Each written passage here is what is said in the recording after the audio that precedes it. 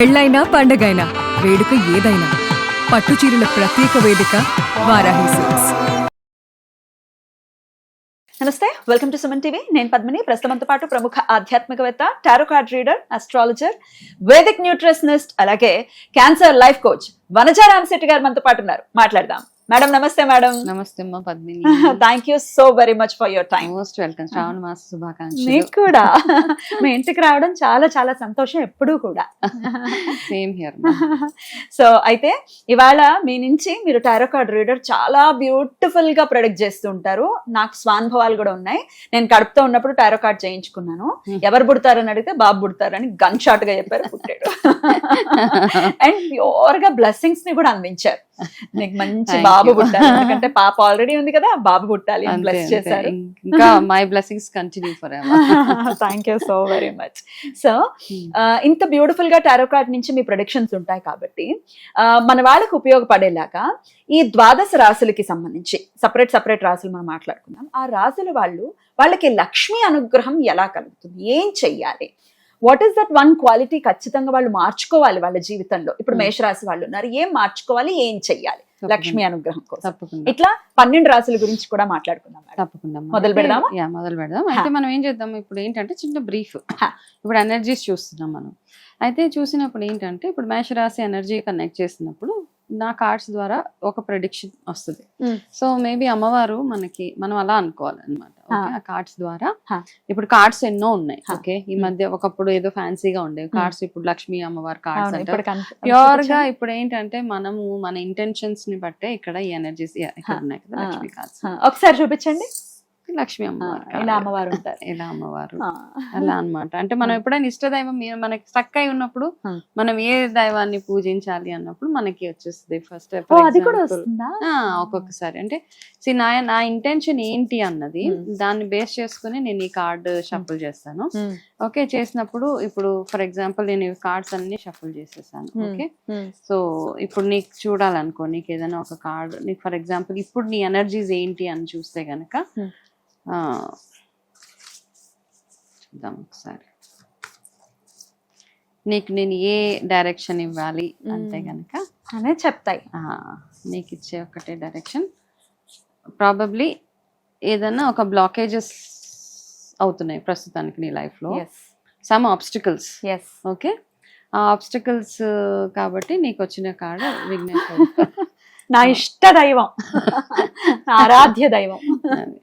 ఓకేనా? సో ఏమవుతాయంటే అప్పుడు ఏమంటే గణేష ఎనర్జీ ఏదైతే ఉందో, అంటే విఘ్నేశ్వరుడికి సంబంధించి పూజలు కానీ నేనేం సజెస్ట్ చేస్తాను, నిజంగా విపరీతంగా ఆబ్స్టికల్స్ ఉన్నాయనుకో ఒక గణపతి హోమము ఒక రోజు చేయించుకున్నగలిగితే ఎక్సలెంట్ గా ఫ్యూచర్ బాగుంటుంది. అమేజింగ్ అమేజింగ్, చాలా చాలా సంతోషం.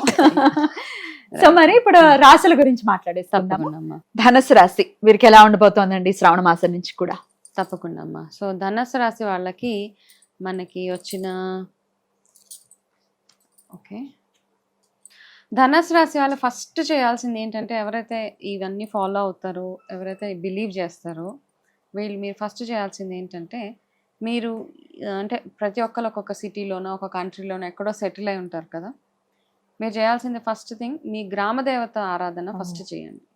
మీ లైఫ్లో ఉన్న బ్లాకేజెస్ అన్నీ తొలగిపోవాలంటే ఏదో ఒక రోజు టైం తీసుకొని ఆ ఊరు వెళ్ళడము, లేకపోతే మీరే అంటే అవకాశం ఉన్న వాళ్ళు 100% మీరు పుట్టి పెరిగిన ప్రదేశము, మీ గ్రామ దేవత ఎవరైతే ఉందో అక్కడ బ్లాకేజ్ ఉంది ఎవరికైనా ఉంటే, ఓకే, అది ఒకటి ఫస్ట్ మీరు చేయడం చాలా చాలా మీ ఫస్ట్ గైడెన్స్ నాకు వచ్చింది అదే. మరి గ్రామదేవత ఎవరో మాకు తెలియదు అన్న పక్షాన వాళ్ళ పెద్దల్ని అడిగి తెలుసుకోవడం. ఒకవేళ అది కూడా తెలియదు, వీళ్ళు చేయాల్సింది భద్రకాళి అమ్మవారి ఆరాధన చేసి వరంగల్ అక్కడ, లేకపోతే ఇంట్లోనే అష్టోత్తరం చేసుకోవడము, లేకపోతే అమ్మవారి ఏదైనా శక్తి. భద్రకాళి అమ్మవారు అంటే వరంగల్ కదా, ఓకే, అక్కడ వెళ్ళడము చేసుకోవడము. ఒకవేళ తెలిస్తే మీ పెద్దల్ని గ్రామదేవ, మనం ఏ ఊరు, మనం హైదరాబాద్ లో ఉన్నాం, మనకు తెలుసు కదా మన ఈ ఊర్లో ఎక్కడ, అట్లా వెళ్ళడం, ఆ గుడికి వెళ్ళడము, అమ్మవారికి పరవన్నమో ఏదో నైవేద్యంగా పెట్టడము, మీకు తోచినంత సహాయం అక్కడ గుడికి ఎంతో కొంత అట్లా మీ ఇష్టం, మీకు ఎట్లా తోస్తే అట్లా. అన్నిటికంటే నేను బిలీవ్ చేసేది ఏంటంటే అవసరం ఉన్న వాళ్ళకి ఎంతో కొంత సహాయం చేయడం.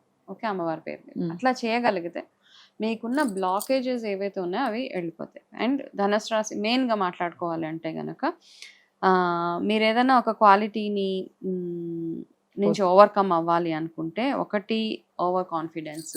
ఓకే, దాని ఓవర్ కాన్ఫిడెన్స్ ఉండొచ్చు, కాకపోతే ఓవర్ కాన్ఫిడెన్స్ ఉన్నప్పుడు ఏమవుతుందంటే దానివల్ల మనకి ఇబ్బందులు వస్తాయి. అండ్ తొందరపాటు నిర్ణయాలు అండ్ తొందరగా రిజల్ట్ వచ్చేయాలన్నమాట. ఓకే, ఇప్పుడు ఎగ్జామ్ రాస్తే రేపటికల్లా రిజల్ట్ వచ్చాయి, లేదన్నా ఇప్పుడు ఇన్వెస్ట్ చేస్తే నాకు షేర్స్ పెరిగిపోవాలి, అలా ఇలా అవన్నీ కాదు. అంటే ప్రతిదానికి టైం ఉంటుంది. ఆ టైం కోసం మీరు వెయిట్ చేయాలి. ఆ వెయిట్ వీళ్ళు దేనికి టైం ఇవ్వరు అనమాట. అంత ఇమీడియట్ కావాలి, వెంటనే లేడీకి లేచిందే పరుగు. అంతే, ఇలా చిటికలో అన్నీ అయిపోవాలి. సో అదొక్కదాన్ని కొంచెం ఆలోచించాలి. అట్లాంటి బిహేవియర్ వల్ల ఏమవుతుందంటే మీ చుట్టూ ఉన్న వాళ్ళు కొంచెం ఇబ్బంది పడతారు అంతే. ఇప్పుడు ఎవరైనా ఎక్కడికైనా వెళ్తే పదే కాల్స్ చేయడం, ఎప్పుడు వస్తావు, ఎక్కడికి వస్తావు, ఇట్లాంటివన్నీ చిన్నవే. ఇట్లాంటి క్వాలిటీస్ని మెల్లగా మీరు దూరం చేసుకోగలిగితే చాలా బాగుంటుంది. అండ్ మీకు రెమెడీ అయితే ఆల్రెడీ ఇచ్చాను, బట్ వీళ్ళలో ఉన్న కొన్ని బెస్ట్ క్వాలిటీస్ ఏంటంటే చాలా అడ్వెంచరస్గా ఉంటారు, అందరినీ కలుపుకుంటూ పోతారు వీళ్ళు. ఓకే, అండ్ ఎవరైనా ఎడ్యుకేషన్ ఇంకా పై చదువులు చదవాలనుకున్నా, ఇంకా మీకు 50 ఏళ్ళున్నా 60 ఏళ్ళున్నా ఏదైనా చదువుకోవాలని ఒక థాట్ వస్తే డెఫినెట్గా చదువుకోండి. ఈ ఇయర్ మీకు చాలా బ్లెస్సింగ్స్ అనమాట. మీరు ఎటువంటి కోర్స్ అంటే స్టూడెంట్స్కి, పెద్దవాళ్ళకి, ఎవరికైనా కానీ ఇయర్ మీరు ఏ కోర్స్ చేయాలనుకున్నా అందులో మీరు చాలా సూపర్ సక్సెస్ఫుల్గా ఉంటారు వీళ్ళు. కాబట్టి ధనుసు రాశి వాళ్ళకి ఈ చిన్న గైడెన్స్ శ్రావణ మాసం. అమేజింగ్, అద్భుతంగా తెలియజేశారు. గ్రామ దేవత ఆరాధన వీరికి చాలా చాలా ఉత్తమ ఫలితాలను ఇస్తుంది అని చెప్తున్నారు. వీళ్ళు ఎక్కడైనా ఉండనివ్వండి, వాళ్ళు ఉన్నటువంటి ప్రాంతంలో ఉన్న గ్రామ దేవతను ఆరాధన చేయాలి, అంతే కదా. ఇప్పుడు నేను ఆంధ్రాకి సంబంధించిన అమ్మాయిని, ఇక్కడ ఉంటున్నాను, ఇక్కడ నా గ్రామ దేవత, ఇక్కడ గ్రామ దేవత అవకాశం ఉంటే మీ పేరెంట్స్ మీరు ఎక్కడైతే పుట్టారో అక్కడికి కూడా వెళ్ళడానికి ట్రై చేయండి. అవకాశం ఎప్పుడైనా వెళ్ళొచ్చు, ఇప్పుడే వెళ్ళిపోవాలి నెక్స్ట్ వీక్ అని కాదు. మీరు జస్ట్ తలుచుకోండి, అట్లీస్ట్ వెళ్ళలేకపోతున్నాము మాకు కుదరదంటే ఒక ముడుపు కట్టి పక్కన పెట్టి వెళ్ళడానికి ట్రై చేయండి. ఓకే, అయితే ఇప్పుడు నేను ఆడపిల్లని కదా, మరి అత్తవారింటిది చూసుకోమంటారా, పుట్టింటిది చూసుకోమంటారా? ఫస్ట్ గ్రామ దేవత మనం ఎక్కడి నుంచి వచ్చాము, మన పుట్టింటి నుంచి. సో అక్కడ తర్వాత అత్తగారిది ఖచ్చితంగా 100% మనం అత్తగారిదే ఫాలో అవ్వాలి.